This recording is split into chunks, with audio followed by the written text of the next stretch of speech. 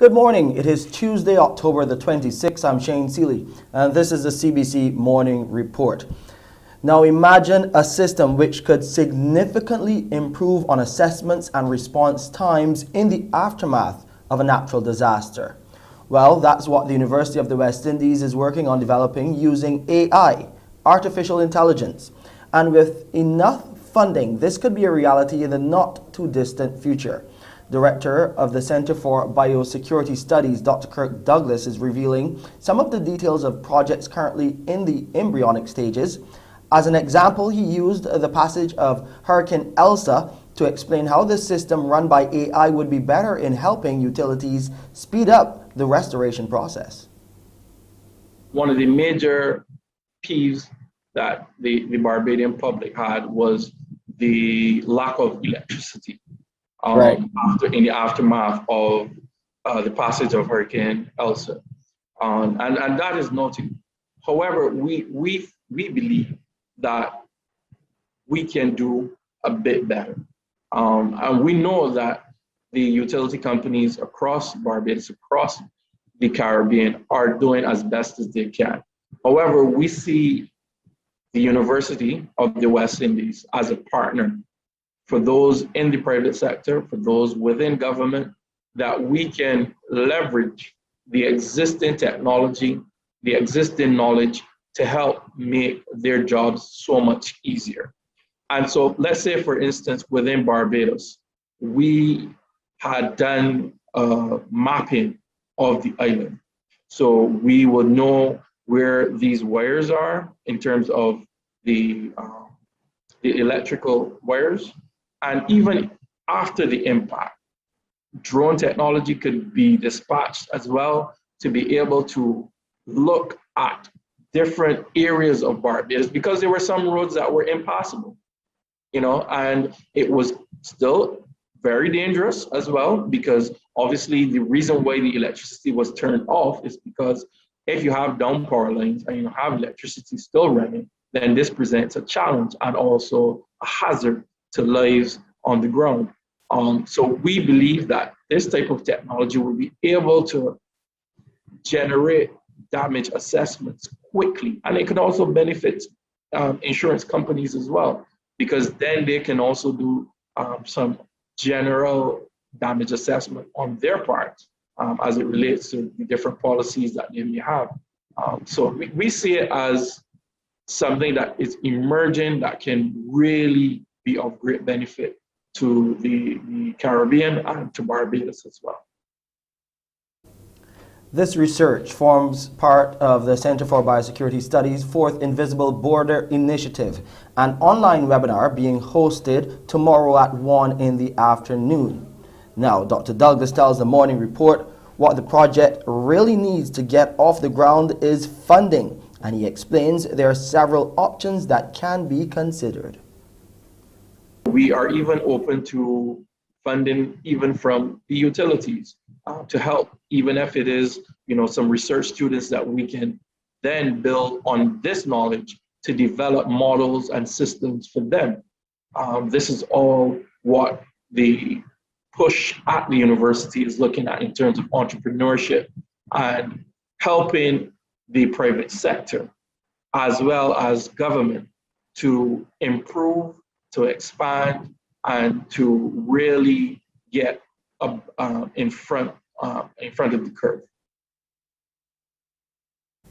Now, to log on to the webinar, the fourth Invisible Border Initiative, send an email to biosecurity@cavehill.uwi.edu. That's biosecurity@cavehill.uwi.edu, and you'll be provided with the necessary details. Now, coming up after the break, daily death record here in Barbados yet again, and triple-digit cases. We'll give you the latest details right after the break.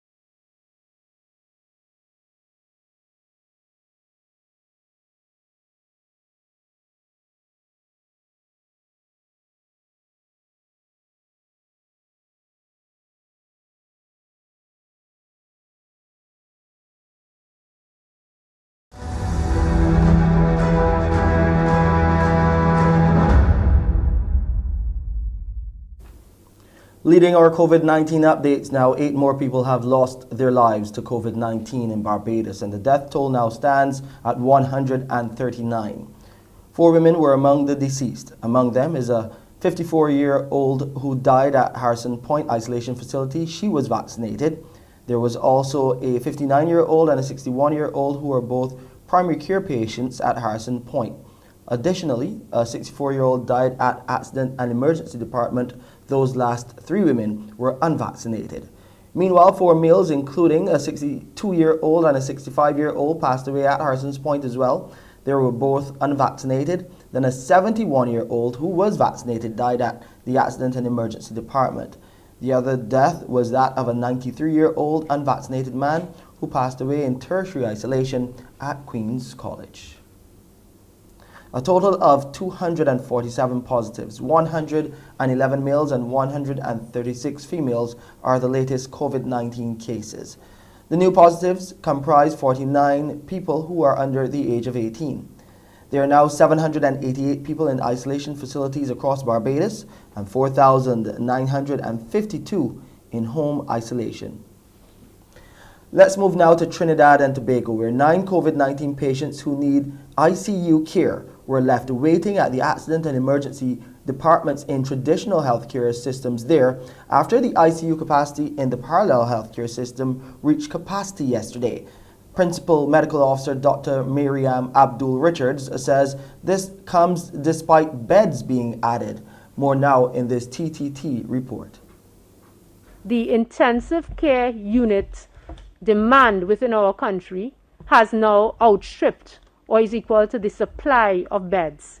Despite increasing capacity of ICU beds by 30% in preparation for the Delta variant, almost all beds have now been filled, leaving ICU-level patients having to wait in accident and emergency departments.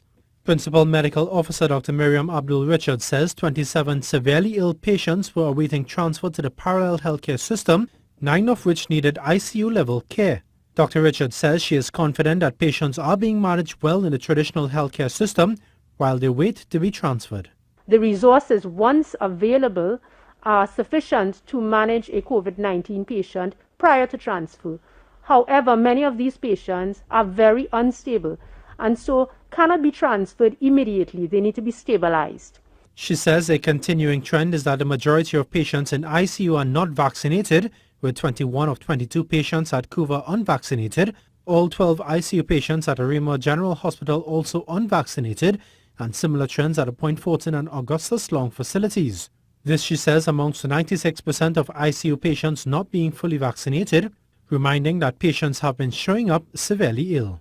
9 out of 27 persons who are awaiting acceptance and transfer into the parallel healthcare system require ICU level care. I'd like to reiterate, ICU, not HDU. And despite reaching capacity, Dr. Richards notes that the triage system to determine who gets care has not yet been implemented. If such a policy needs to be implemented, it will be led by the clinical management teams at each regional health authority. Dr. Richards assures that the ministry will do what it can to gradually increase ICU capacity, but is reminding that resources are limited. The COVID-19 pandemic has been, as expected, top of the agenda so far at the World Health Summit in Berlin. Every October, the summit draws international experts from academia, politics, the private sector, and civil society to Germany. During the 3-day summit, stakeholders and decision makers from 100 countries and every field in healthcare work together to find solutions to global health challenges and set the agenda for a healthier future. For almost 2 years, the world has been struggling to deal with the coronavirus, first with lockdowns, masks and social distancing, and then for much of this year with vaccines to the fore. Now in Berlin, many of the world's top scientists, medics and ministers are working through what they see as the next big challenges, debating what new measures to take against a virus with the continuing ability to mutate into more dangerous forms. We know that no vaccine is going to be 100% effective against infection, even after booster. So you still have to take the other precautions, like wearing of the mask, maintaining a distance, till the viral transmission around the world has gone down to the level that we feel comfortable. And so it's really very important for people, whether they've received 2 doses of the vaccine or the 3rd dose, to not feel that they are 100% protected, because they can still get infected and they can infect others as well. But in order to have a booster shot, the patient must first have been vaccinated, and some surveys suggest there is an increasing gap in availability between developed and developing countries, with campaigners describing this as vaccine inequity.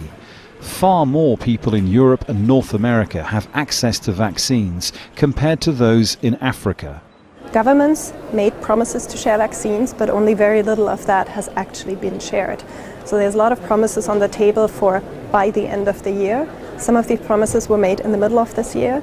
That is just way too slow. People are dying in these 6 months that we're waiting for promises to be fulfilled. Some of those promises were made by the EU and its member states. Here in the German capital, the government has faced some criticism for the speed of its aid response. Ministers say they plan to give at least 100 million doses of vaccine to the needy countries. Part of a wider EU response of around 500 million doses that are being made available. But that still leaves potentially billions of people waiting for a vaccine, uncertain of how or when it might come, and vulnerable to the virus while they wait. Time now to take a look on the other side to see what's happening with Wendy on Morning Barbados. So Wendy, it's over to you. Good morning to you, Shane, and good morning to our viewers. Coming up on Morning Barbados, the Division of Youth Affairs will be having a spoken word speak-off. Yes, spoken word speak-off. And Winston Farrell will be along to tell us all about how you can enter that competition. We'll also be looking at a new area of entrepreneurship, the pop-up. We have a pop-up boutique owner who will be telling us all about her plans and how it got started. We'll also be having our doctor in the house this morning, Dr. Gillian Birchwood, and we'll be looking at rashes in children. These stories and more, Shane, in Morning Barbados. Thank you, Wendy. When we come back, we hear what the Prime Minister has to say about new threats in the region. And of course, the West Indies are in action this morning. We will give you the details coming up in our sporting package.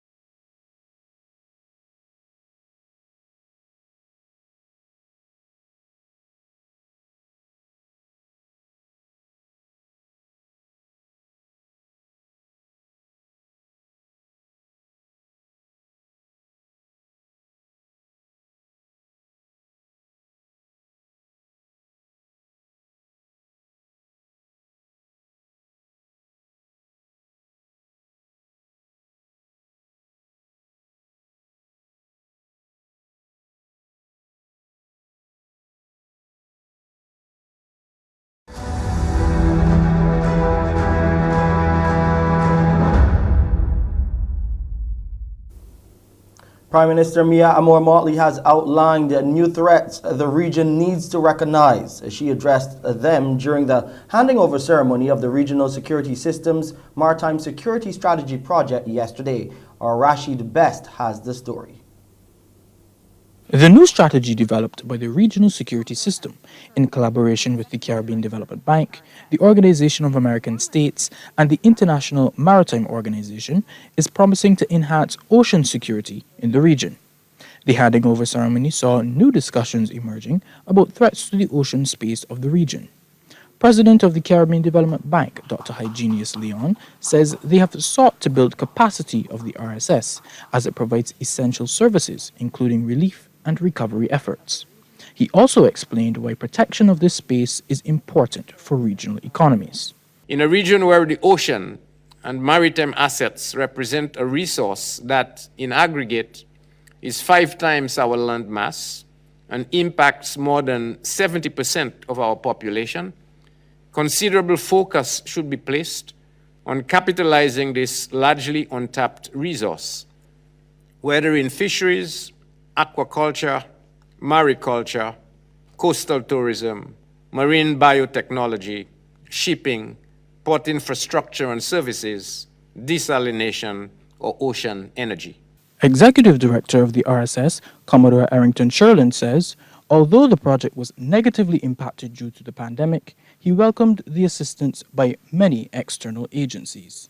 This is important as maritime security is viewed as the enabler of the blue economy through safeguarding navigation routes, protecting rights over valuable marine resources, and activities within claimed zones of maritime jurisdiction. Therefore, maritime security ensures good order at sea. Prime Minister Mia Motley, while delivering the feature address, listed threats such as piracy and transnational organized crime, but also urged regional partners to recognize some new threats to the blue economy. While the presence of the myriad threats holds true in the regional space, it is equally important to recognize that non-traditional threats, particularly environmental degradation and climate crisis, and the health security features prominently in their development and security discourses today, are things that we must keep in mind. The climate crisis has affected security in both the traditional and the non-traditional sense. Non-traditional from the perspective of the impact of rising sea levels on agriculture, inclusive of what it has done to our fisheries environment, thus affecting our food security and nutritional security ultimately. Prime Minister Motley welcomed regional collaboration on this project and hoped to see continued efforts in other areas. Rashid Best, CBC News. The Barbados Water Authority is introducing a novel plan of action, which is expected to fast-track the mains repairs currently being undertaken at Cattle Wash in St. Joseph. Word of this from the Director of Engineering at the BWA, Charles Leslie. He says the authority has been experiencing a number of challenges carrying out the project, which at times has threatened the safety of workers. He tells CBC News the new plan will now see a fresh section of the main at Cattle Wash relayed at a shallow depth. Mr. Leslie says a site visit was undertaken over the last 2 days to determine the logistics for the special replacement procedure. This water authority has come up with a plan to relay a section of the main, the high density polyethylene main. About 650 meters of that main will be relayed. We had a site visit this morning and to determine the logistics, basically in terms of how and where we will do the replacement, how we will cross the culverts, and how the entire section of that main will be laid. We are going to be doing mobilization today in terms of getting the equipment and the pipes, the replacement pipes to the job site. The equipment will be there to commence the excavations, and we will be starting the new welding up the new sections of pipe for that relay. In Jamaica, the controversial pastor of what is widely suspected to have been a cult there, where 2 people were killed last week, is now dead following a fatal motor crash yesterday. Kevin Smith died after the car he was being transported by the police in reportedly overturned as it was being escorted to a police station in Kingston, where he was expected to be formally charged. One police constable also died in the crash. Smith, the leader of Pathways International Kingdom Restoration Ministries, made headlines after police stormed the compound of his church in Albion Meadows last week, following reports that the church members were being killed as part of a religious ritual. At the time, a 39-year-old woman and an unidentified man were found dead by police inside of the church with their throats slashed. Smith was expected to have been charged in connection with their deaths. More in this report. There was an accident this morning, sometime after 9, about 9:30, along the Church Road in the vicinity of the Linstead bypass, where four persons were injured in that vehicle. What we know is that there were the two suspects that were involved in the double murder investigation in St. James last week were being taken to Kingston in two vehicles, along with and being escorted by police officers. One vehicle was the pilot, the other was behind. The vehicle that was behind, based on the account given by the pilot vehicle, that they heard crashing sounds and then they realized that the vehicle overturned. Not sure exactly what transpired. What we know is that from the vehicle that overturned, there were 4 persons seriously injured. 2 of them have succumbed to their injuries. We lost a constable, as well as Mr. Kevin Smith, who was one of the suspects in the matter involving the church incident. He also died in the accident as well. The other 2 police officers are now in critical condition and undergoing treatment. Can you say how the accident occurred? As I said, that the persons that were involved all the persons that were in the accident that overturned, they're not able to give an account because 2 died and 2 are unconscious, can't speak. So we are waiting to see if they will survive, which we're hoping and praying that they survive so that we can get a better account of what transpired. The military in Sudan has seized power from a transitional government and killed at least 3 people and wounded 80 as street protests broke out against the takeover. Thousands of protesters poured into the streets following the early morning arrests of Prime Minister Abdallah Hamdok and other senior officials by security forces in the country. After months of power struggle with civilian leaders, Sudan's generals have staged a coup and imposed a state of emergency, breaking up a fractured transitional government that has been leading the country. We dissolved the Sovereign Council and the Cabinet, and we put an end to the mayor's jobs and undersecretaries and the state governors. We'll revise everything and we'll take decisions towards everything. General Burhan says the military had to intervene to end political infighting. But across Sudan, there's fury. Tens of thousands of men and women converging on the streets to show their anger against the sudden military takeover. An urgent call to all Sudanese civilians who want to protect the revolution. What the military is doing is a betrayal to all citizens on all fronts. It is the duty of all civilians to move and to block all roads outside to prevent any military force to move.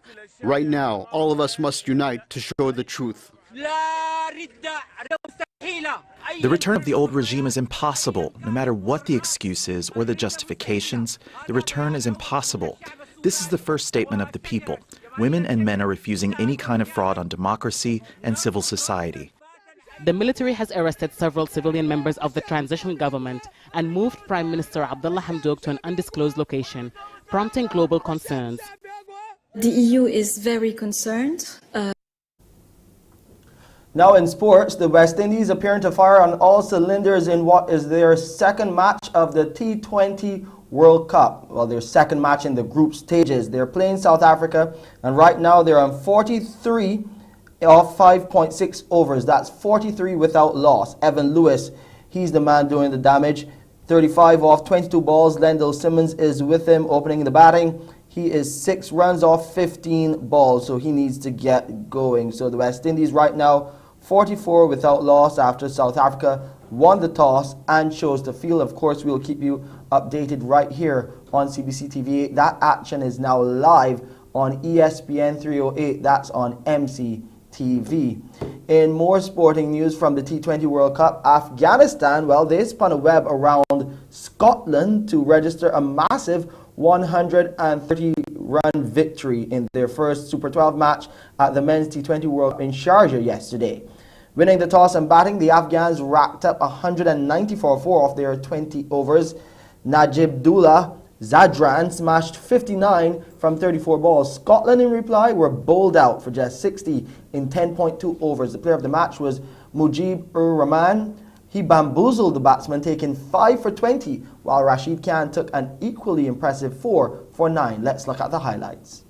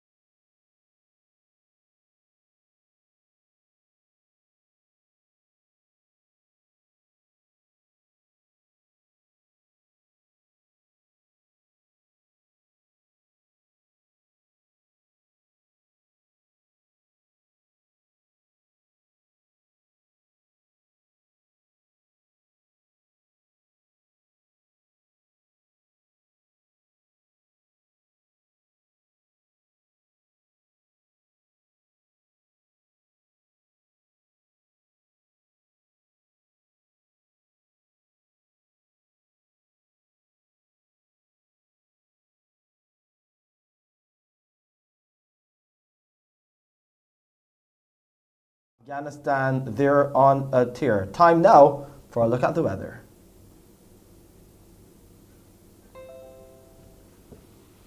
The temperature right now, 28.2 degrees Celsius, is feeling slightly warmer at 31 degrees Celsius, the apparent temperature. It's fair on the outside, but look out for some haze. Apparently, volcanic smoke could be in the air. The relative humidity stands at 71%. The barometric pressure this morning is 1013 millibars, and those winds are coming out of the east at around 41 kilometers per hour. We'll get a high tide this morning at 28 minutes after 7. There will be a low just after midday. The next high tide will be at 22 minutes after 6 in the evening. Low seas are moderate in open water. Swells are between 1.5 and 2 meters and steady. It will be partly sunny in Barbados today with a few brief isolated light showers. And tonight we'll get a mix of clear skies and clouds with a few brief scattered light showers. And here's a look at the international weather forecast. And that's it for this edition of the CBC Morning Report. I'm Shane Seeley. Morning Barbados starts now. Wake up, wake up, wake up, wake up. Barbados, get up. Good morning, Barbados, good morning. Good morning to you. Good morning, morning, morning, morning. Good morning to you. Good morning, morning, Barbados, good morning. Good morning to you. Good morning, morning, Barbados, good morning. Wake up, wake up, wake up. Morning to you.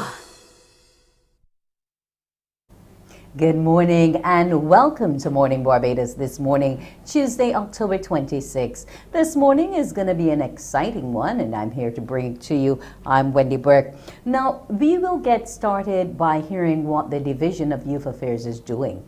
Now, they have been mounting an anti-violence campaign for some time now and they're going to be taking it a step further. Winston Farrell will be along to tell me all about this spoken word speak-off. Good morning to you, Mr. Farrell.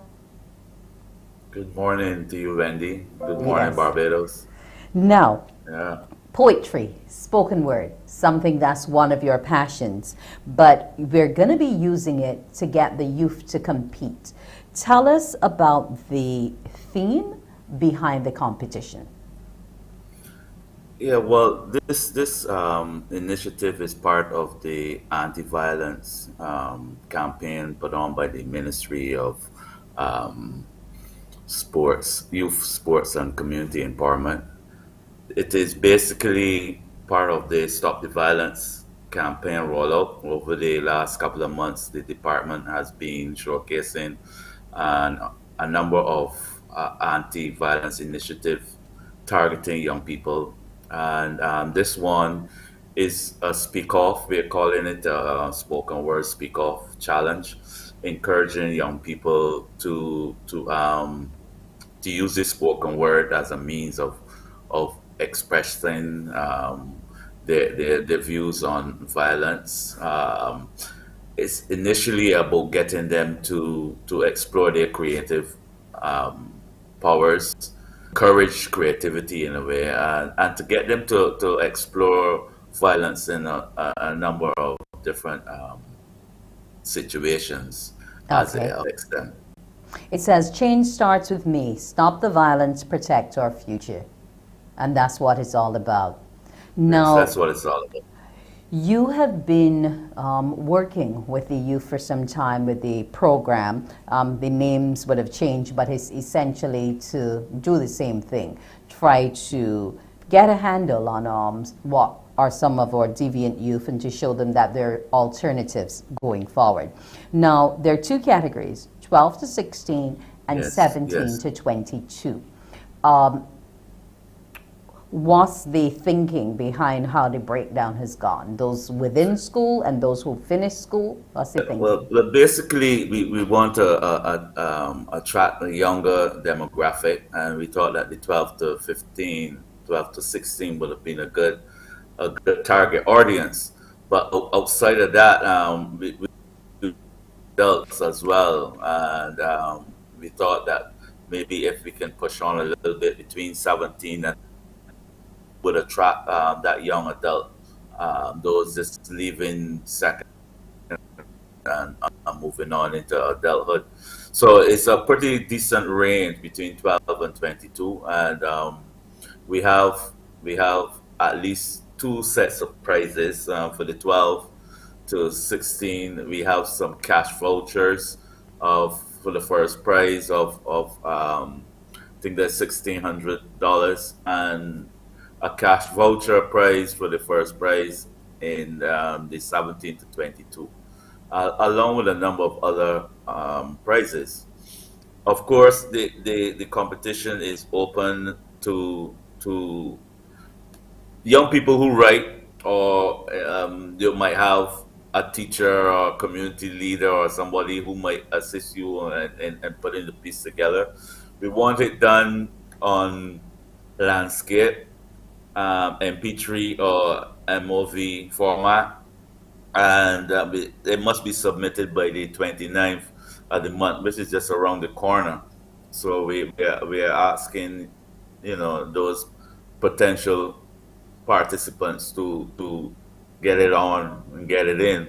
You submit Yeah. your videos to division.youth at barbados.gov.bb. And of course, it closes at 3 p.m. on the 29th. Now, The, we're to the exciting thing upload. about this Yeah. is that we'll have the audience participate in the selecting the final three in each category after the judges would have selected the top five in each category. So the audience can look forward to investing in the competition and selecting the winners. Okay, now you're speaking about an audience. We're operating in this virtual environment now. The entries have to come in as videos. So where will the audience be? Will we be joining online as well? Yeah, the top five in each category will be selected by the judges, and those pieces will be placed online for the public to view and to judge, and therefore selecting the top in each category. and that will be the job of the public, especially in this COVID period where we have to step back and do a lot more stuff online. This is an opportunity, seeing that we're not having a face-to-face speak off, that we do it online and we get the audience to participate and to select those winners. Okay. Now, are there any categories of youngsters who will be excluded? Like, say, for example, sometimes you say that the parents of the workers, their children are not eligible. Or is it just open to all of Barbados' youth? I think this is open to all Barbados. I will introduce up the entering. They're past that age, so I am not writing for anybody. But I know that we have people like Cindy Celeste and Adrian and quite a number of young spoken word artists. Storm with Cupid, Ijira. These will be judging these preliminaries. These spoken word artists, and it's really an opportunity not just to speak out against violence as it relates to young people speaking out against violence, but it's also about blooding a new set of creatives who might have that interest in spoken word, stroke poetry. Yeah, because before we used to have a lot of open mics, and those are now a thing of the past because of COVID. So I guess the Division of Youth Affairs is putting up another opportunity in that area now. Yeah, well, it is an opportunity to have more voices heard, especially online. But again, this is a young open category. To my knowledge, there's still some spoken word happening online. Every week you can still catch Oh My Word and one or two other things happening online. So we are hopeful that trying to attract this new demographic, this young demographic, would go a long way in terms of not just bringing to the fore anti-violence messages, but also bringing to the fore young creatives who are expressing themselves in the area of spoken word. Okay, you teach them. Do you find that a number of them are actually interested in this particular area of writing and poetry? Or is it a situation where they're more into the more foreign cultures of rap and so on? That's an interesting question. Yes, I work with the Youth Advanced Corps, and over the last 2 years, I have encountered at least two young spoken word artists, who have been working with and who have gone into NIFCA and done pretty well. Hopefully, they will be part of this competition as well. But I think spoken word is quite interesting and new in the form, and you see. I often say that all poetry is spoken word, but all spoken word is not necessarily poetry. That's just another thing for discussion at another time.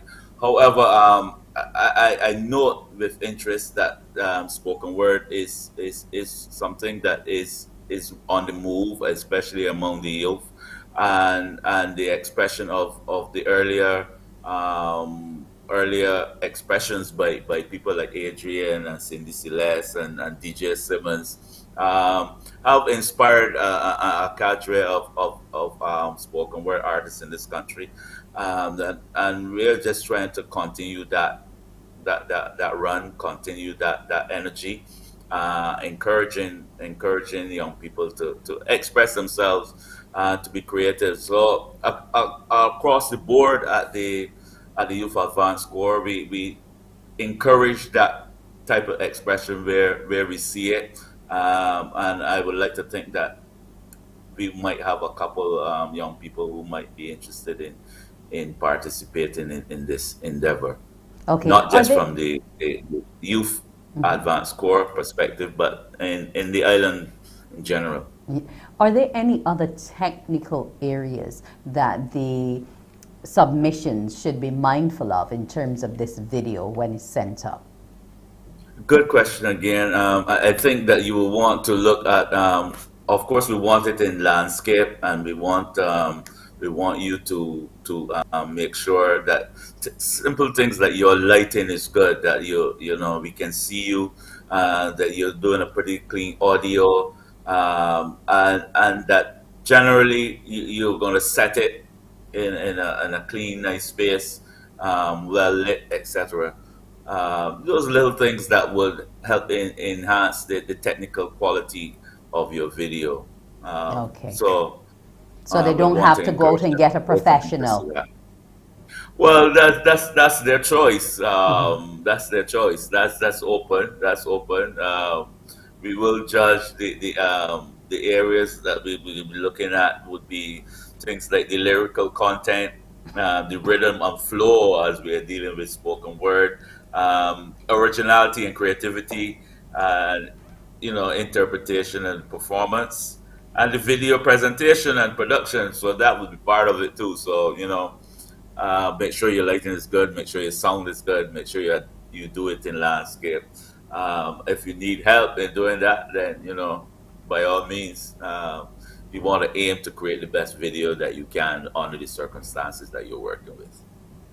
And especially the younger ones, you'll be surprised these young folks have a keen understanding of these devices. So they know what to do most of the time. But I mean, especially those 12 to 16, and you might need some help, or you can get some help, please do.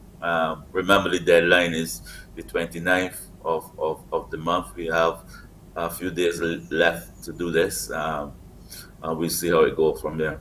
Yeah, not much time left at all. But we wish the young entrants all the best of success. That's 5 categories to amass a total of 100 points. So I guess once they're keen on it, they will push through as much as they can. So Winston Yes. Farrell, I'm wishing you, your committee, and the Division of Youth Yes. Affairs all the best with your spoken word speak-off, and looking forward to being a part of that session where we can choose from the 5 to see who will be the top 3. Thanks for joining us this That's morning it. on Have a Morning great day, Barbados. Wendy and Barbados. Thank you so much. Blessings to you as well. Morning Barbados will continue after the break. The Division of Youth Affairs Spoken Word Competition is here. Spoken Word Speak Off 2021. Here we're going on. Win prize money. $1,600 in the 12 to 16 category. $2,000 in the 17 to 22 category. But excess amount of lyrics is necessary. Submit an original spoken word piece on the theme. Change starts with me. Stop the violence, protect our future. This is art for a better tomorrow. You got a little bit more time. The deadline is October 29. Submit your piece as soon as possible to this email address. The Division of Youth Affairs can do the rest. Morning, morning, morning. Good morning. Good morning to you.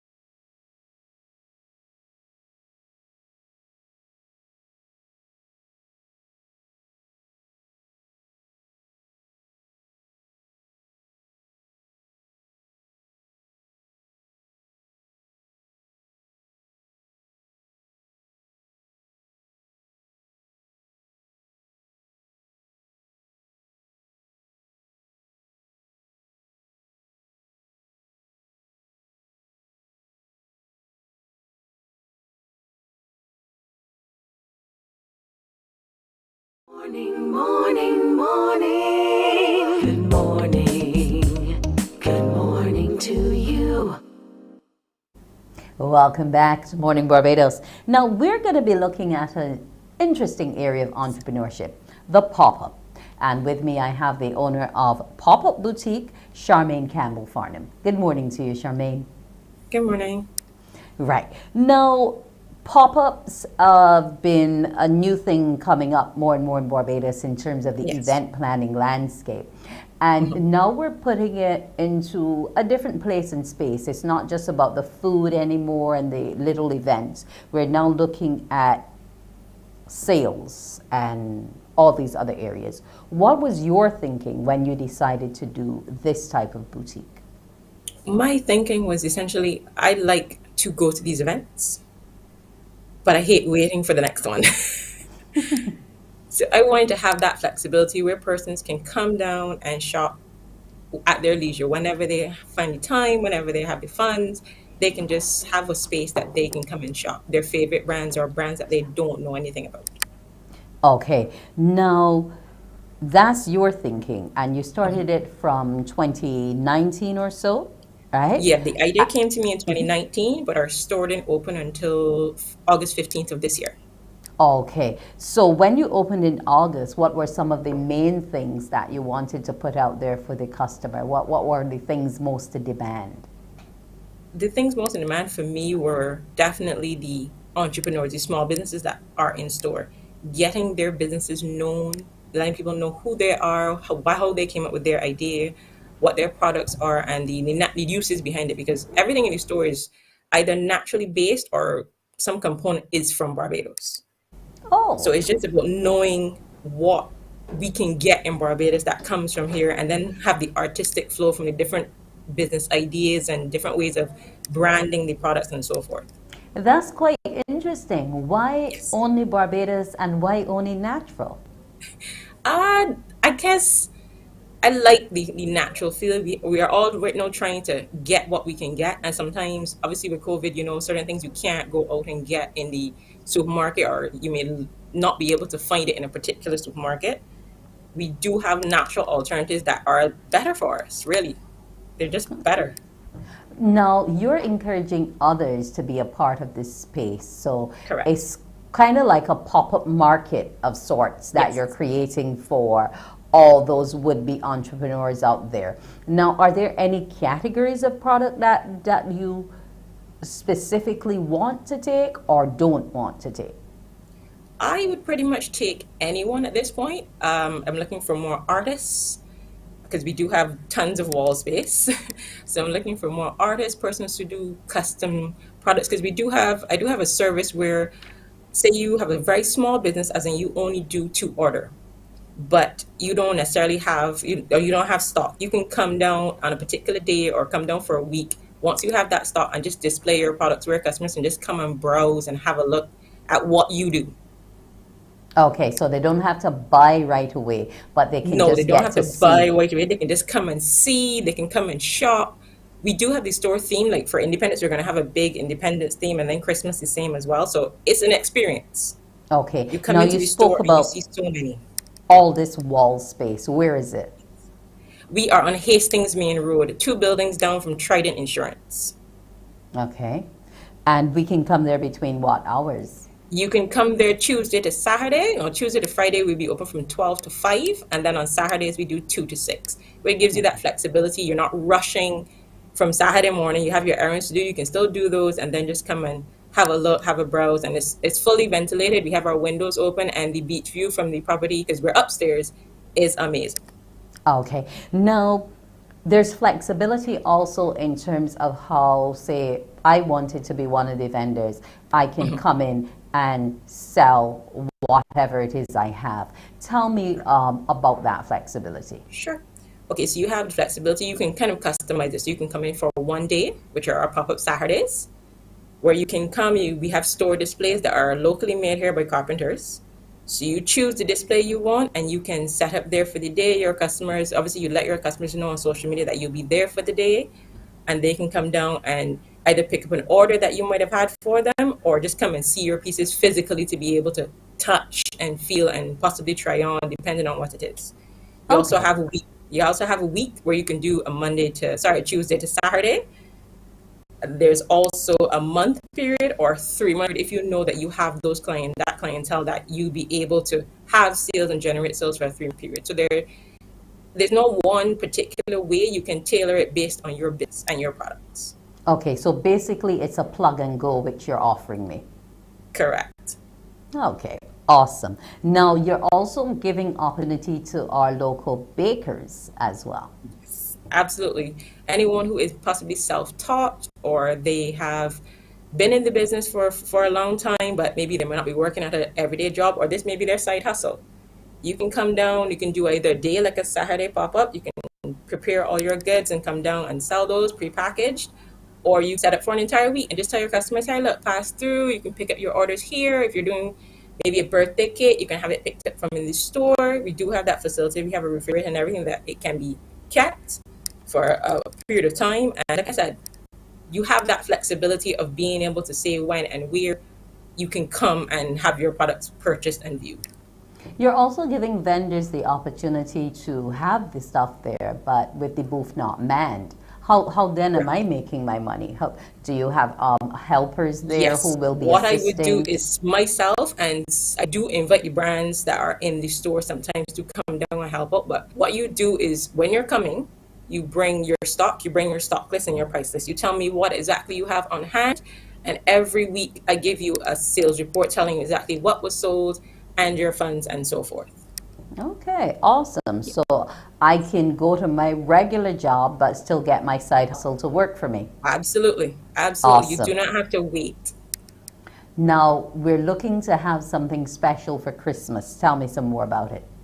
Yes, so for Christmas, what we're doing a 6-week rental for Christmas. So you start from the 15th of November and you go straight through to December 31st.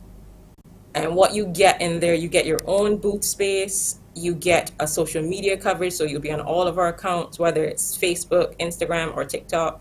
And we also will be mentioning you on the radio on 98.1 as well, so your customers know where to find you. We're just going to essentially be shoring up your advertising that you would be doing to sell your products normally. So you'd be on all of our platforms. Okay, that's awesome. But that seems like a lot to manage. So how many more do you have on board staffing with you? Because you're running social media. At the moment, it's really family run. So it's my mom and my sister. They are the persons who help me if I need extra hands, if I need anything in particular. They are there to say, well, look, I'll take on this piece. You can concentrate on this piece. Whatever I need, they're there for. Okay, so we can have a quite interesting mix. Yes, because I'm looking at some awesome jewelry right here now, Yes. Some handmade pieces. And apart from what's on display, can I also come down and meet with some of the artists to have things custom made? Yes, you can. We actually have a young lady. She's our youngest vendor. She's 18 years old. That's handcrafted by Riley. She is actually on the spot with me every single day. She customizes jewelry. So it can be whether it's silver, gold. She can sit there and you tell her exactly how long you would like the chain, what type of links you'd like, what charms you would like, and she will customize it for you on the spot. Okay, that's awesome. Any opportunity for, say, maybe the dressmaker, the tailor, swimsuits, those types of things? Anyone who wants to be a part of it, just come down. We can have a conversation. We can choose a spot. Whatever you need, that's what the Pop-Up Boutique is visioning for me. It is a place where entrepreneurs can just come, express themselves, not only with their product, but have persons see exactly what goes into them making their product. Okay, and because of the rotation, it means that you can be there for the one day or for the week or what have you. So Correct. there's always space available. Correct. Absolutely, Okay. there's always space available. That's awesome. You were excited about what's happening for independence. Yes. Say I'm a visitor to the island. Can I come down there and find stuff that's unique to Barbados, made with various seeds, different things that you will only find in Barbados?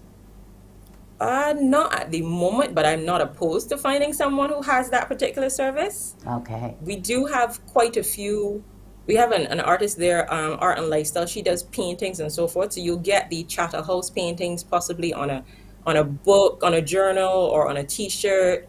You'd have that Barbados feel. But I don't necessarily have someone who does mainly Barbados products, as in it's a seed. We do have Beauty by La Cara. She uses aloe, but that's not necessarily tailored to Barbados. But we do have an eclectic mix of natural products that can be found in Barbados. And I just saw you had some lovely looking candles there for breast cancer awareness. Are there other other vendors doing stuff that's part of the month? Yes, we do have pretty much almost all the vendors have a promotion going on. We have a collaboration with Handcrafted by Rai and a young lady called Glam Gal Beauty. They have their promotion is about $60 or so, but they give you 2 pieces of jewelry and you get a keychain with the breast cancer symbol on it. And that's for about $60. And 15% of that, we are supporting the Little Pink Gift Foundation for October. So 15% of each sale goes towards them at the end of the month. Okay, and will you be doing the same in November and December, donating to a charity? We are actually looking to donate to another charity in Independence and for Christmas. We just haven't figured out exactly who we would like to, because we're kind of looking for persons who are on the offset. We're not doing everyone that usually can be seen. We're trying to find persons who you may not know about and bring awareness to those charities. And that are new to entrepreneurship as well. Absolutely. Okay, I want to thank you so much, Charmaine Campbell-Farnham, for joining us here, and I wish you all the best with your pop-ups. And you're in a good location, Hastings. Hastings, yes, please. Thank you so much. You have a brilliant morning. You as well. Okay. When Morning Barbados returns, we'll be having more news for you, as well as our Crumbs question of the day. Morning, morning, morning. Good morning. Good morning to you.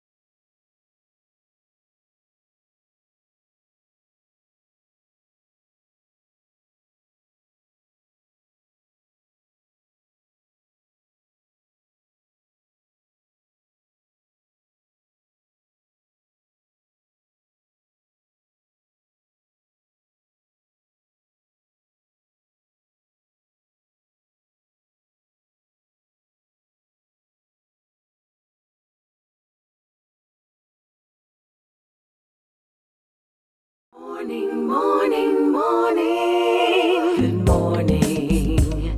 Good morning to you.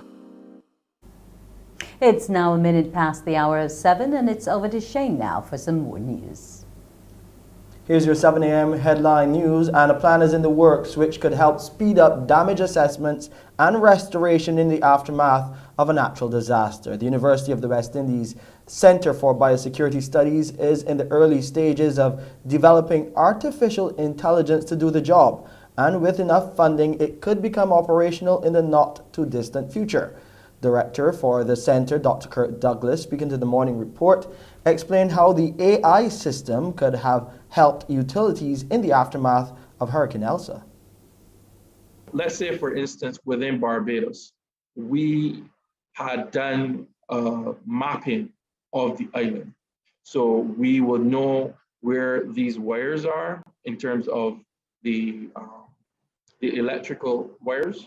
And even after the impact, drone technology could be dispatched as well to be able to look at different areas of Barbados, because there were some roads that were impassable, and it was still very dangerous as well, because obviously the reason why the electricity was turned off is because if you have down power lines and you have electricity still running, then this presents a challenge and also a hazard to lives on the ground. So we believe that this type of technology will be able to generate damage assessments quickly, and it can also benefit insurance companies as well. Now, this research forms part of the CBS's 4th Invisible Border Initiative, an online webinar being hosted tomorrow at 1 in the afternoon. To log on to the 4th Invisible Border Initiative, send an email to bioSecurity@cavehill.uwi.edu and you'll be provided with the necessary details. Looking at the COVID-19 situation now in Barbados, another grim milestone as another 8 lives were lost to COVID-19 in a single day. The death toll now stands at 139. Among the 8 were 4 women between the ages of 54 and 64, 3 of whom were unvaccinated. The 4 men were between the ages of 62 and 93, and only 1 of them was vaccinated. Meanwhile, there were 247 new positive cases of COVID-19 detected by the Best dos Santos Public Health Lab. 111 males and 136 females accounted for the number and were found to be positive out of the 1,255 tests conducted. The new positives comprise 49 individuals who were under the age of 18. There are now 788 people in isolation facilities and 4,952 people there are in home isolation. The Barbados Water Authority continues its work in cattle wash this morning as the team there introduces what is a novel plan of action to fast-track the mains repairs currently being undertaken at the site in St. Joseph. Director of Engineering at the BWA, Charles Leslie, says the authority has been experiencing a number of challenges carrying out the project, which aims and which at times has threatened the safety of workers. He tells CBC News the new plan will now see a fresh section of main at Cattle Wash relayed at a shallow depth. Mr. Leslie says a site visit was undertaken over the last 2 days to determine the logistics for this special replacement procedure. This water authority has come up with a plan to relay a section of the main, the high density polyethylene main. About 650 meters of that main will be relayed. We had a site visit this morning and to determine the logistics, basically in terms of how and where we will do the replacement, how we will cross the culverts, and how the entire section of that main will be laid. We are going to be doing mobilization today in terms of getting the equipment and the pipes, the replacement pipes to the job site. The equipment will be there to commence the excavations, and we will be starting the new, welding up the new sections of pipe for that relay. And for you cricket lovers, the West Indies currently in action from 40-odd without loss to 94 for 3. That's the score right now of 14.3 overs. Top scoring so far, Evan Lewis. He made 56 from 35 balls. Lendl Simmons from the same 35 balls only made 16. Nicholas Pooran, the keeper, he was out for 12 off 7 balls. And at the crease right now, Chris Gale and the captain, Kyron Pollard. So they're 94 for 3 in the wickets for South Africa. Kashev Maharaj, he has 2 wickets for 24 off his 4 overs. And Kaigiso Rabada, he has 1 wicket off his 3 overs for 17 runs. So scores in the match so far, the Windies, They were sent into bat by the Proteas and are 94 for 3. You can catch up with all of the action on MCTV ESPN channel 308 and support the Windies. And that's it for your 7 a.m. headline news. I'm Shane Seeley. Back over to you, Wendy. Why, thank you, Shane. We'll be back in a moment with the Crumbs question of the day. Morning, morning, morning. Good morning. Good morning to you.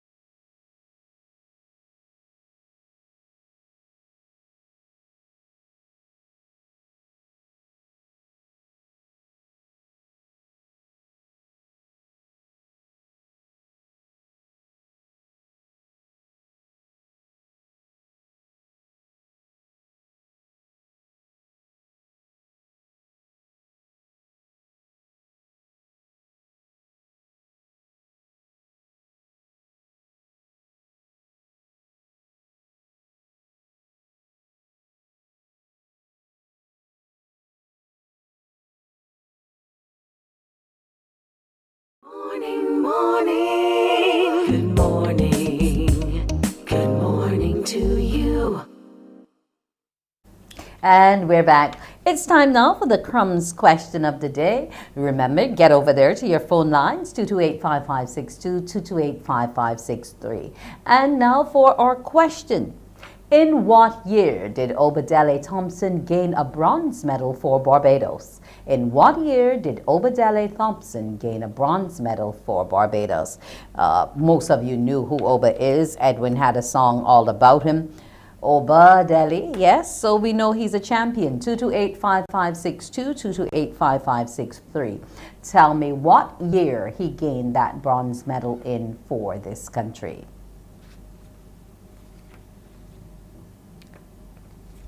Obadele, known Barbados athlete, went on to become a coach. Not too sure where he is these days, but I'm sure he's still repping proudly for Barbados. Now, we want to know the year. Good morning to you. There's someone on the line for our Crumbs question of the day. Good morning. Good morning. Is it 2000? The year 2000. Yeah. That's your answer? Yeah. What did we have an Olympics coming that year? Were you in front of your screen? Are you sure? Oh, not 2000. I'm just playing with you. It was the year 2000.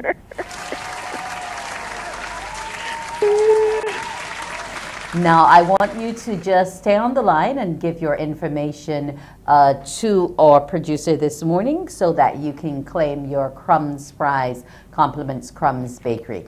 So the answer to our question this morning is indeed the year 2000, and that was our Crumbs question of the day.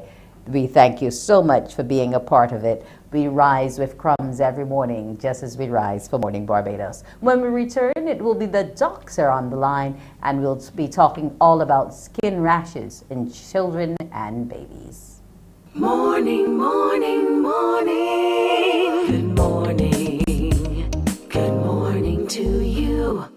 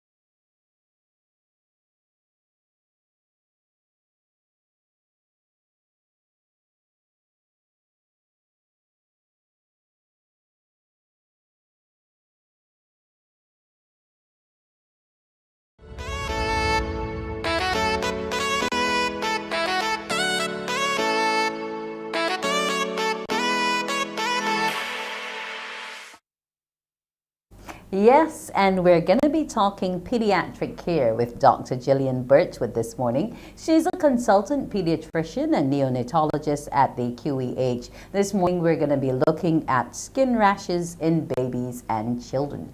Good morning to you, Dr. Birchwood. Good morning. How are you doing today? I am good today. And I want to find out what some of these things are, just to be sure that none of my nieces, nephews, greats have them and I don't know what they are when I'm babysitting. Now, erythema toxicum, it sounds a bit scary. Exactly what is it and what does it look like? Yes, you know, when I tell parents your baby has erythema toxicum, they look at me with alarm, and I have to quickly reassure them it's quite a normal thing. You know, you hear the old adage, as smooth as a baby's skin. Well, I know for sure the person who said that did not have a baby.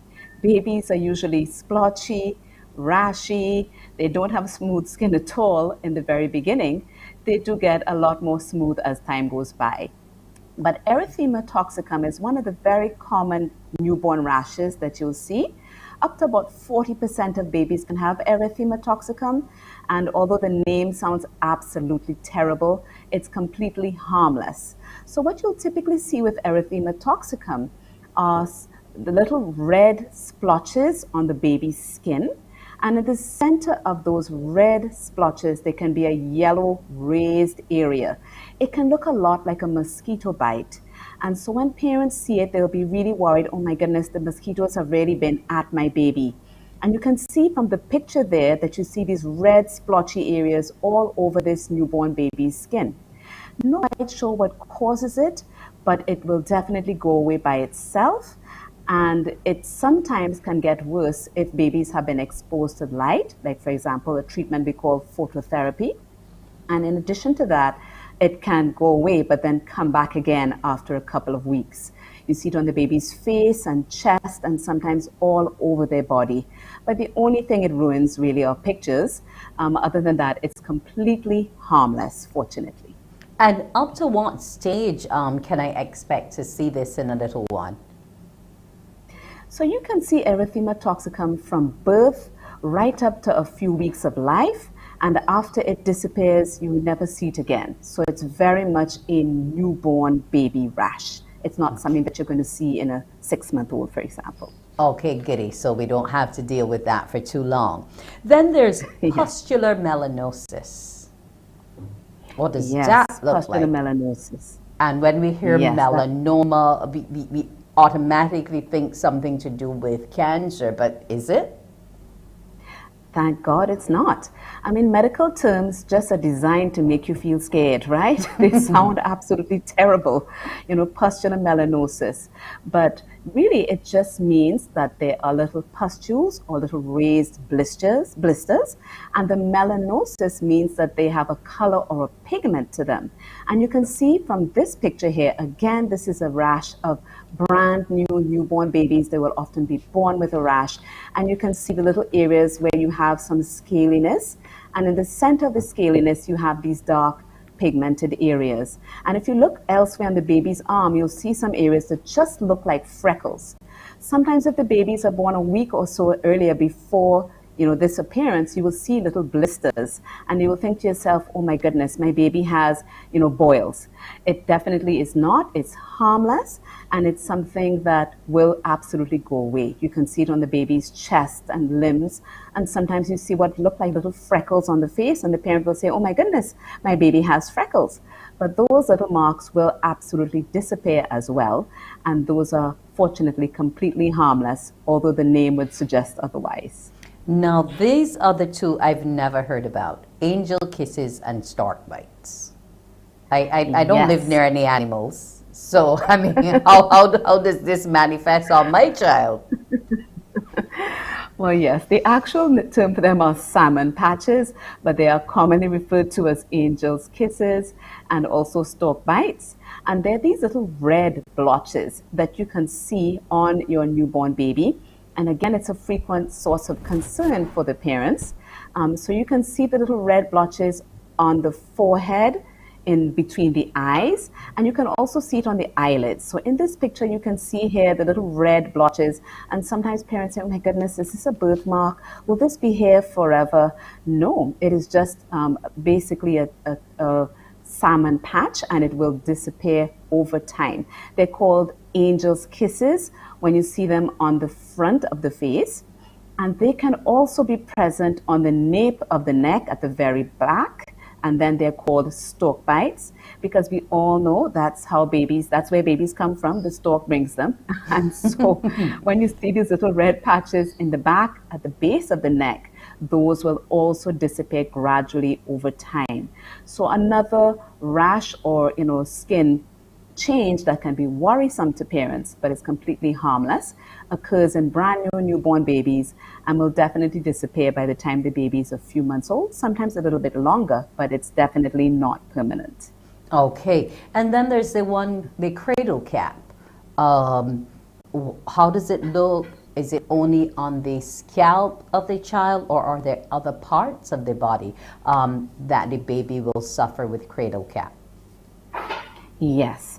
So although it's called cradle cap is, the medical term for it is seborrheic dermatitis, and it's something that does not only occur on the scalp. That's one of the biggest misconceptions, that it will only occur on the scalp because it's called cradle cap.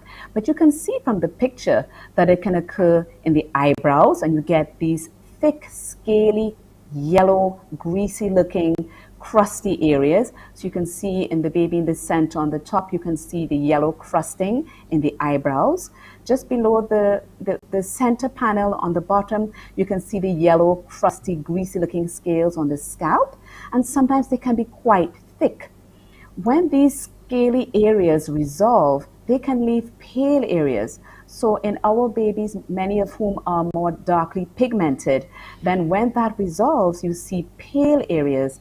And sometimes parents will think it's the treatment that caused the pale areas, whereas actually it's just a condition resolving. And when it does resolve, it can leave pale areas. This one is caused an overproduction of skin cells. It's not a condition of a brand new newborn, but you can see it in a baby who's a few weeks old from then up.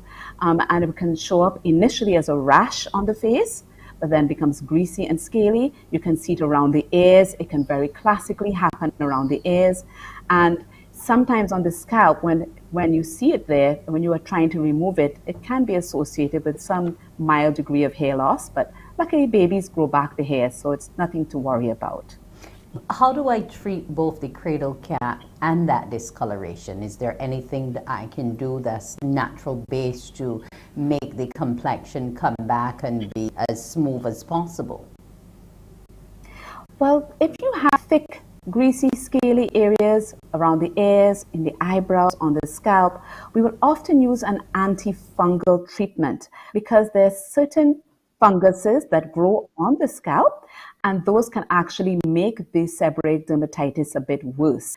And so we use an antifungal, and that can actually help to clear the rash up. On the scalp, we'll use a shampoo, but you can put a nice oil like coconut oil, or you can use an olive oil to soften up the scales on the scalp, and then you can comb those up or brush those up and give a nice gentle shampoo. If there are areas where the skin is pale, that will gradually come back to normal. You don't have to do anything about it, just your normal moisturizing with something that's suitable for sensitive skin, and over time that will come back. Now, we tend to promote the use of oatmeal a lot to help with these rashes and so on in younger children. You advise that as well? Yes, that is a home remedy that can definitely be useful, and you'll see it used as the basis for many skin creams and treatments to use in the bath, for example, in babies. So it's been shown to be gentle, and it also does help with the moisturizing aspects. So using oats, that good old home remedy, can definitely be helpful. Yes. Okay. Now, this is a weird one. I don't know where it came from or how it manifests itself. Mongolian spots. Yes. Mongolian spots didn't come from Mongolia. They actually occur on babies, when they're born to people of color, typically they very rarely occur in Caucasian babies. So it's very, very, very common in our population. And so you can see that the baby has these kind of bluish spots on the back. Typically, it'll be over the baby's bottom. And sometimes you can see it on the back of the arms as well. And really what causes it is the pigment that gives the skin, our skin, the color that it has, is in cells that tend to cluster in the area where you see the bluish color. And then over time, they gradually spread out from those areas all around our body. So in newborn babies, it's incredibly common to see the blue spot over the bottom. No, we haven't spanked the baby. It's just a natural bluish color that's there. And that bluish color will gradually fade over the first few months of the baby's life. But if parents don't know, they can be quite alarmed, or they may think again that it is a permanent birthmark. But it is really very common and completely harmless and will go away by itself. The one that's most common that we always hear about, eczema. Yes. So eczema, the dreaded eczema. It really is something that can be incredibly distressing for children because it can be so very, very, very itchy. That's the hallmark of eczema. Eczema is the itch that rashes. So many times children have itching in the characteristic areas where you have eczema long before you see a rash. So sometimes parents are not aware. And the itching can be so intense that babies and children may not be able to sleep well at night. And you might find that they lose weight if they're itching constantly all the time because they're burning up all that energy. But you can see from the picture here, one of the characteristic places that you can see eczema is on the baby's face. You can see it around the neck in the so-called collar distribution. You can see it in the creases and folds of the arms and legs as well. And this is different from the cradle cap or the seborrheic dermatitis. You can tell immediately because of the itching that is the hallmark of the eczema. So this requires definite treatment. It is caused by a variety of factors. We think that in the family, sometimes you can have other people who have allergic conditions like eczema or sinus problems or asthma. They're more likely to have children who have eczema. Environmental factors can play a role. Sometimes if you're in a humid place or if you're in winter, the opposite, that can trigger eczema in some people. And sometimes food allergies can be associated with eczema. And this is something that you are definitely going to want to get treatment for because it can affect the quality of life for your child. And also the state of its skin if the rash is not treated. Okay, well, we had a lot of interesting things this morning, and it's great to know that these scary names should not scare us because most of them will go away. I want to thank you so much for being with us, Dr. Birchwood. Always interesting to find out something new about our little ones. I'm wishing you a brilliant morning. Thank you. Have a great day, Wendy. Okay, thank you, Dr. Birchwood. Well, that was Dr. Birchwood. We heard a lot of interesting things about the skin of our babies and our children, but not much to worry about. It can all be treated. Well, when we come up, we'll be telling you about the buying off plan. We will have our real estate agent, Sharita Odell, with us to tell us all about it.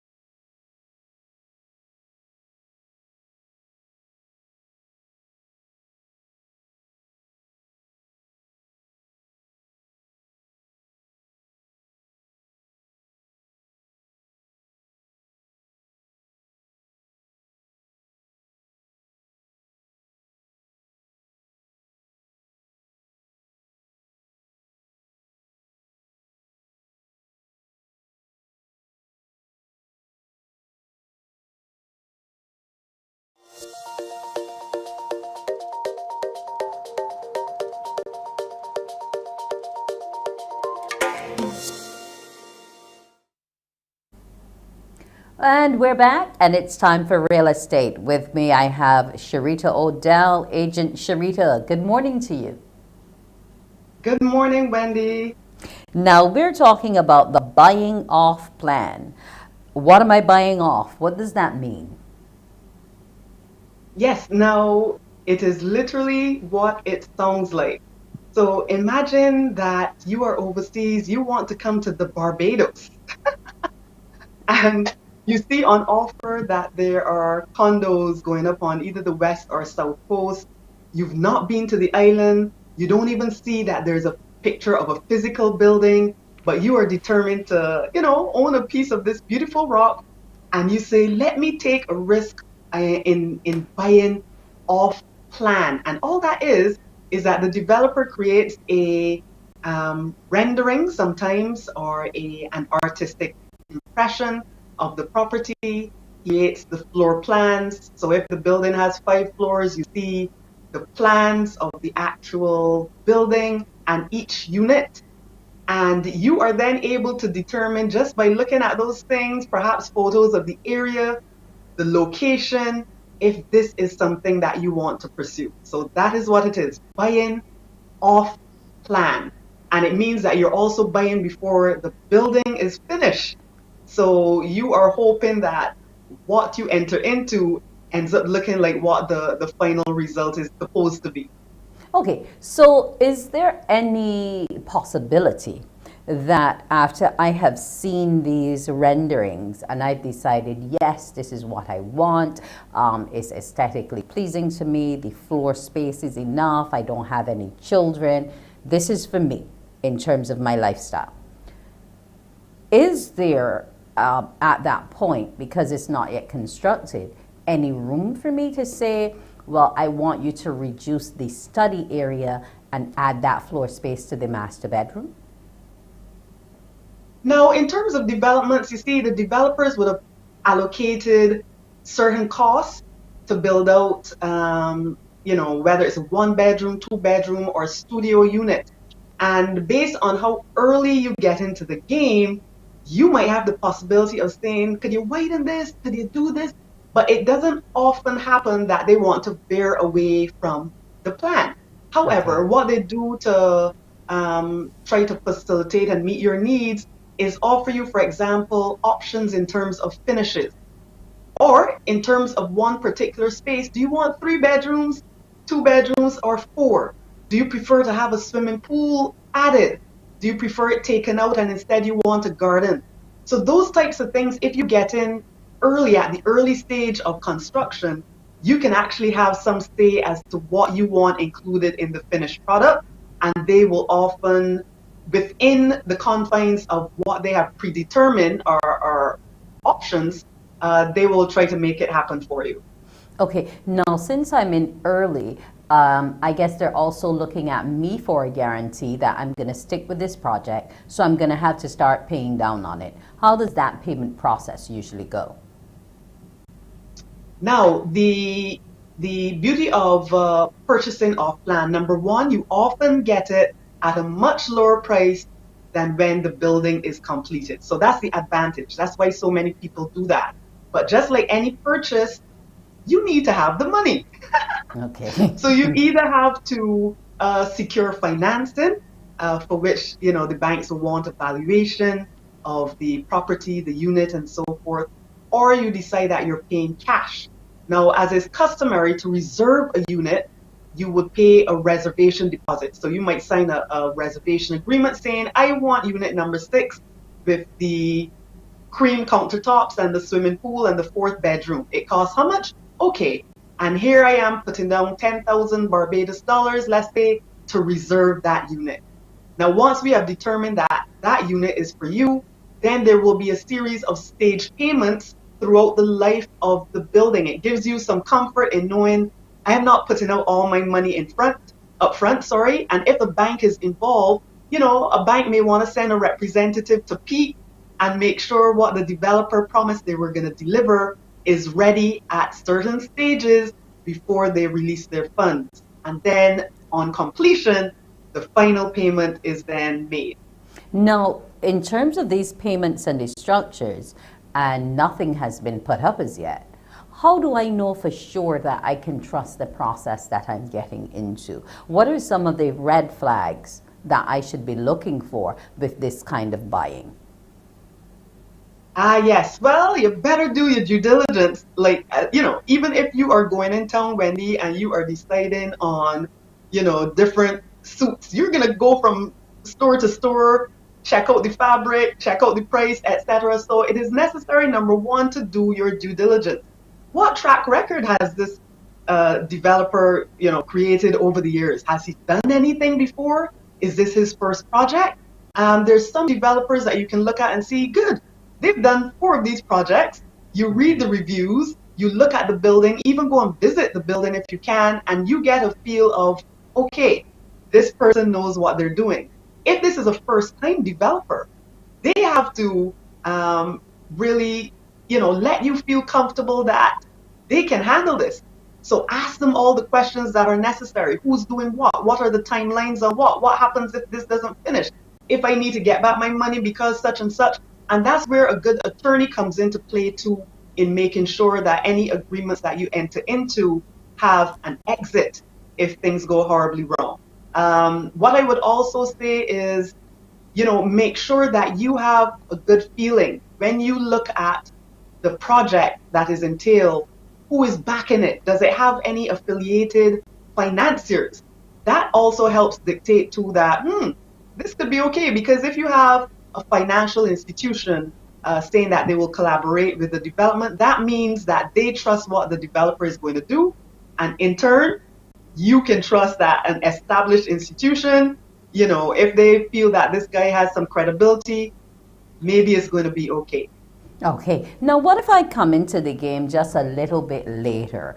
I've decided to relocate to Barbados, and I've seen the construction ongoing, and I decide to go into the show unit, and I'm blown away and want to buy. What are some of the things I should be looking out for to be sure that this place gives me? Should I be looking at the kitchen? Should I be looking at the state of the fittings, whether they're conducive to the environment is built in, like say if it's close to the sea? Should I be looking for more stainless steel? What should I be looking for?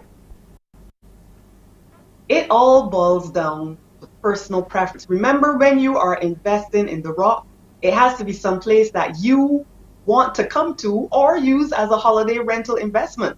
So some persons buy into developments primarily because it's close to a shopping center. It's within walking distance to the beach. What is it that you want to achieve? Those persons might tend to go for studios and 1-bedroom units that they know can rent out easily and fast, so that even when the typical winter season is over, the likelihood of being able to fill it is high. There are others now who plan to come down with their families for 6 weeks at Christmas time and 3 months later on during the year. Sometimes they're looking for more of a residential feel, so it has to feel like home. And you find that those buyers would tend to go for condos, for example, that have 3 bedrooms. Because they're traveling with their family, it has to have space. You can't feel cooped up. So it all is about your needs and preferences based on what you're trying to achieve. Okay. And in ensuring those preferences, how far can I push the developer? Because say, for example, he has promised to come in X time, and my project is now 3 weeks over, but I already have all my furnishings and everything there waiting in the port to go claim, but there's no way for me to put them. Is there anything I can get back from that developer? Well, that is why agreements are very important, because the first thing you're going to do is pull up that agreement and read line 14, where it states, if you don't deliver such and such in time, I can rescind my offer. Make sure your agreement is sound. That's why you need to have an attorney who is truly looking out for your interests. And also, I find, listen, I'm going to be honest here. This is going to hurt. This is going to hurt. Developers, don't lash me. But let's be honest. Construction, Barbados. Timelines? I always say that whatever the closing date, the completion date that is set on a project, is, let's say, coming January 2022. I usually recommend to my clients, yeah, just add on 3 to 5 months to that. If it comes in January, great, hurrah! If it doesn't, you're not disappointed. But the reality is construction can be laced with delays, from pandemics to asphalt to hurricanes to rainy days. You just don't know how it's going to Just play out. blame it on the So, weather. yeah, so you have to be realistic too when you're dealing with construction. Yes, it's very true in terms of that point. Now, once this, say I want to use the condo for a vacation home, but the arrangement that I've bought into tells me no subletting. Do I have any recourse? How else can I make this property turn over for me? Well, Wendy, it means you didn't read that agreement properly to suit you. I guess so. Because, So it's just so going to be a remember, vacation home then, nothing more. correct, there are some developments that are essentially condo hotels. And what those mean, when you buy into that, you have to know what you're buying into. It means that your furniture has more than likely has to be standardized, because guess what? When you're not there, it's going to be used as part of a hotel product. Read the fine lines. It might state that you can't come at peak season. You can only come from such and such a time to such and such a time. So those are more stringent condo hotels. Condos, regular condos, for example, it is yours. It's a freehold purchase. It is yours to determine if you doll it up, dress it down, whatever. But it all is a matter of what you signed up for. So some people go pursuing condo hotels, not realizing that there are stringent terms in place as to how you, the person who just spent your money, can use your unit. Yes, so So we you have to need be to very ensure. sharp in terms of how Yes, we let them utilize our money without us having the full benefit of what we've bought into. correct. And Wendy, I would say this. Some people do love the condo hotel concept because it's just an investment, hardcore investment. And as the hotel rents out the units, they make a return. Some people are Okay. fine with that. Some people want a bit more control. All right. Well, we'll hear about how to get that control when we meet again with you next week, Sharita. That was Sharita Odell. We want to thank you for being here with us, for talking about buying off plan. Sharita Odell, You're we can welcome. reach you at Agent Sharita on IG and on Facebook, Barbados Real Estate 246-233-8888. That's where they can find you. Do have a brilliant morning, Sharita. You too. Take care. Thank you. When we return on Morning Barbados, it's time to get fit with Thornwood, our fitness instructor. And we'll continue our discussion about how to stay fit in this COVID pandemic and after the vaccination. Now, they're trying to scare me into thinking that Thorn is going to make me burn until I cry. I will try my best not to. I'll see you in a bit.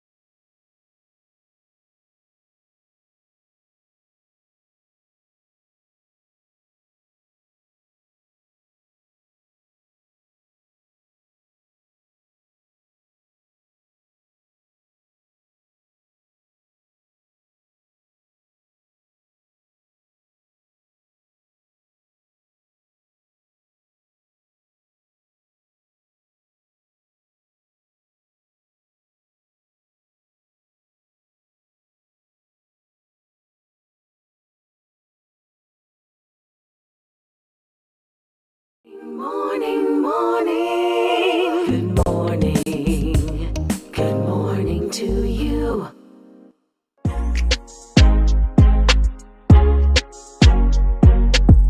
What's going on, peoples? If you know a spoken word poet or you are a spoken word poet between the ages of 12 and 16 or 17 and 22, they got a competition for you.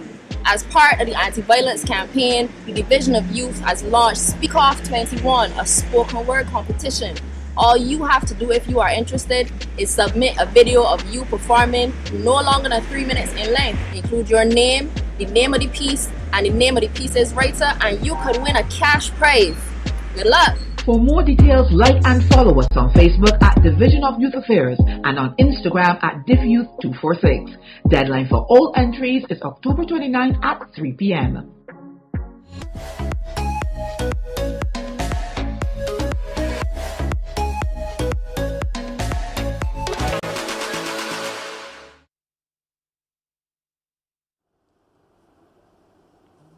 And we're back. It's time to get fit. I'm here with Thornwood, and he's going to be taking me through some paces, I hope not races, and I'll still be alive by the end of it. Morning to you, Thorn. Good morning, Wendy. Good morning, Barbados. I hope you guys are ready to get fit. First, we're going to start with some of the questions I put on my Instagram every week. I'm just asking people, what are some of the things that are stopping you from reaching your fitness goals and stuff like that. So we're going to start with these three responses. So one person said consistency. Now, the thing about consistency, and I think that I meet with most of my clients when they come to me, is that before they came to me, they're not very cognizant of what is going on in your life. You have a fitness goal, and you tell yourself, what, I want to lose 10 or 20 pounds, but you're not taking into consideration, well, I got to pick up the kids at this time, I got to get to work at this time, and that kind of stuff, but you do want to hit your goal. But so to people like that, I say start in small increments, and set smaller goals so that, and then the consistency will come after that. If you set a large goal, I spoke this with person before, if you set a huge goal without being cognizant of where you're at in your life, then it can be very demoralizing when you don't hit those tiny goals. steps all the way. Tiny steps all the way, tiny steps all the way. But you'll achieve the goal eventually. Exactly. Okay. So Randy, let me ask you a question. What do you think is stopping you from reaching your fitness goals? Me. Plain and simple. Me. You. Time, energy, so much to do with home. Work hours. And when I do find that window to do it, by then I'm just so exhausted having done all the other things that I'm not there. I need to get my midsection back to where it used to be.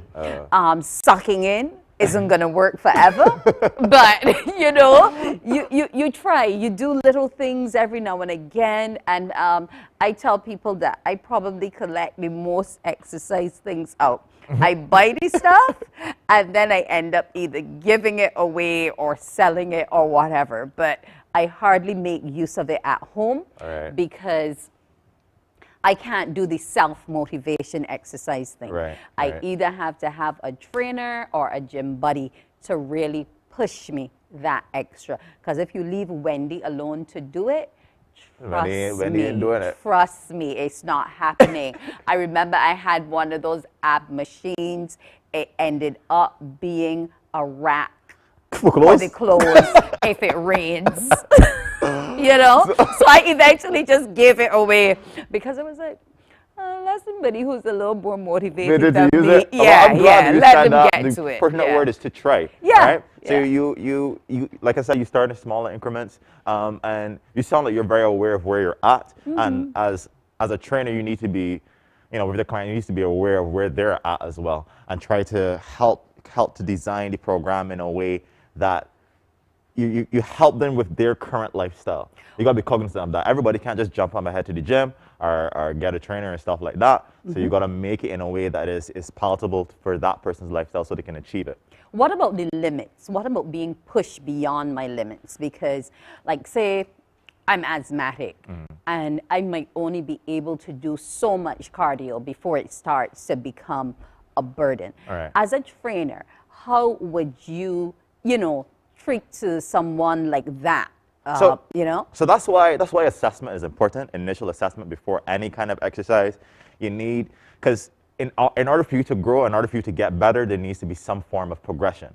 And in order to create some form of progression, you need to know where a person is at initially so that you can either scale it in a way that they don't feel like, oh my God, it's overwhelming. Okay. However, or you're trying to kill me. Exactly. However, there needs to be a level of challenge towards what you're doing. Okay. So there will be days where you're going to feel great. Yeah, I'm smashing this workout. And there are going to be other days where it's going to be, yo, this is absolutely hard. I can't believe that. And I tell my clients, the days when you feel like it's the hardest, that's when I'm pushing you, and that's when you're moving on to the next level. Okay. Because we've reached the point where we're at our breakthrough point. Exactly, we're at our breakthrough point, right? Awesome. So it has to happen, but after assessment, I'm a firm believer in initial assessment for like cardiovascular fitness, for muscular endurance, your overall strength, because that's how your body tells me what it can and cannot do.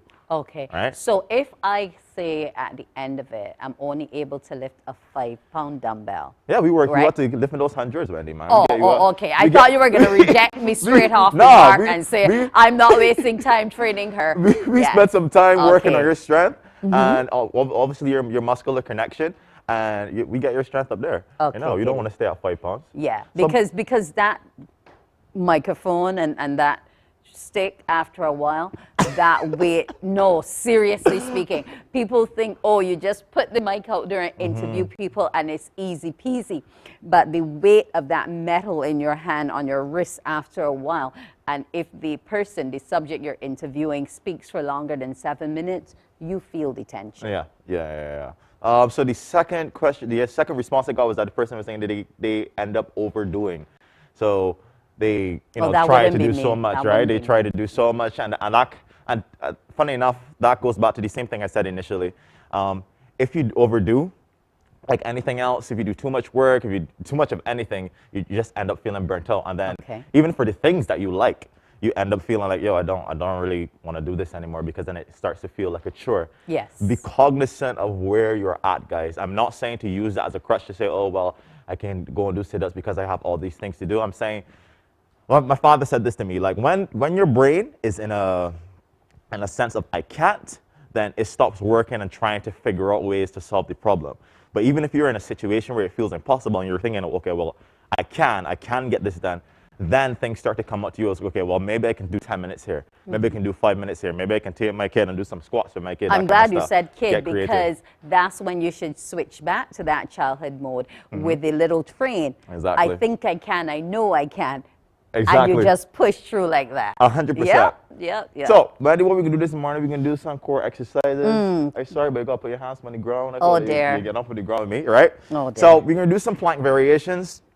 Some other super simple. Music might motivate me more. We got to bring a speaker next time for you. Yeah. So, we can do some plank variations, right? The first one we're going to do on the floor. Get in your full plank position. Okay. All right. So, I'm on my knees. Yeah. All right. And you're in full plank position. My arms are here. Yeah. And I'm on the tips of my toes. Yeah. So you don't want your hips dropping down or anything like that. You want to maintain pushing away from the floor. So what I like to do with this one is let people raise a particular body part off of the ground. Okay. So if I say left leg, we can go up, left leg in the air. Okay. Left leg. Exactly. All right. And then you put left leg down. Then I call another one. I say right leg up. Okay. Good. Super easy. Then I say right hand. This one's a little harder. Very much so. And down. Then I say left hand.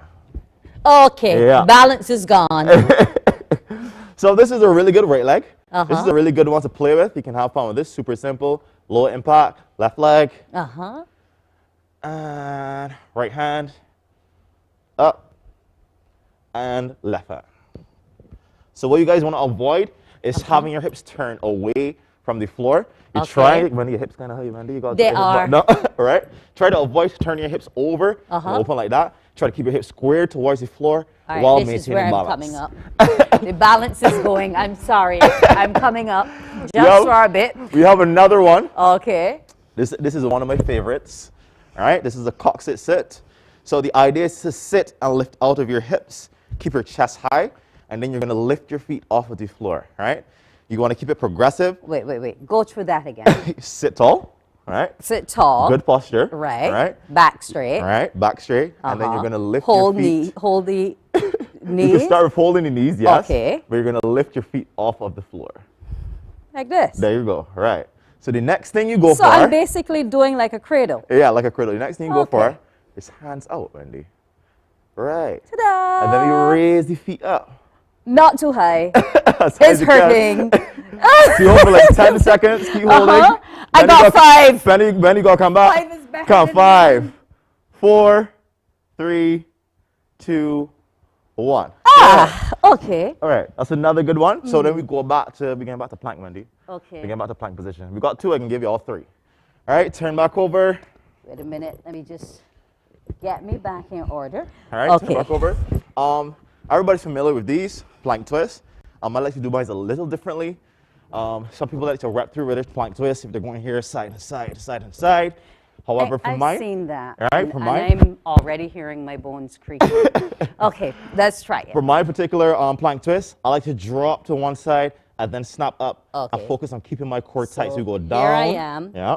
And up, center, and down, and squeeze. So this entire time you're resisting. Oh, that's and not up, so bad. And down, and up.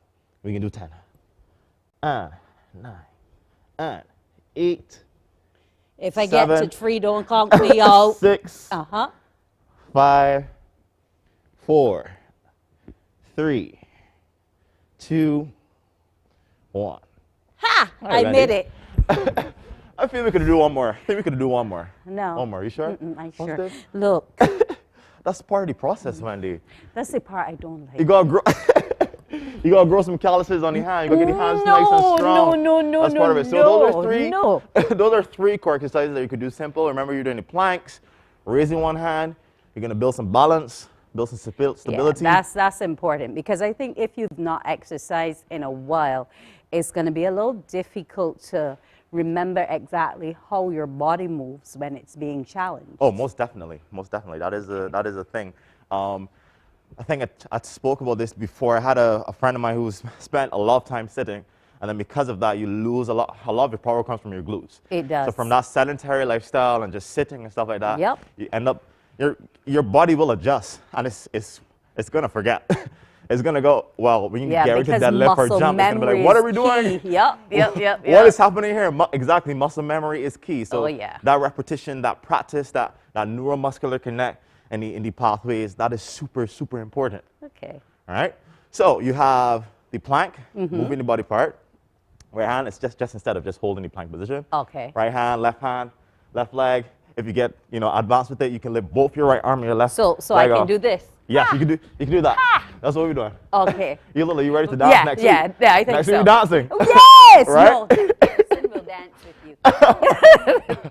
So and then after that, we have the cot sit. So that's just sitting down, lifting up, pulling your knees up. And then the last one we had, what was the last one we had, Wendy? I forget. We were rotating the plank twist. Okay. Yeah. Well, we have had a good morning. Yes, we have, Thorn. It's been a pleasure having you here. Likewise. Remember, these exercises, as Thorn said, we can take it step by step, little by little, but we'll get there, Thorny. Exactly. We'll get there. Well, that's been Morning Barbados. We want to thank Thorn Wood for joining us this morning, and feel free to send your questions to him online if you have any concerns about your exercising. I'm Wendy Burke. This has been Morning Barbados. Wake up, wake up, wake up, wake up. Barbados, get up. Good morning.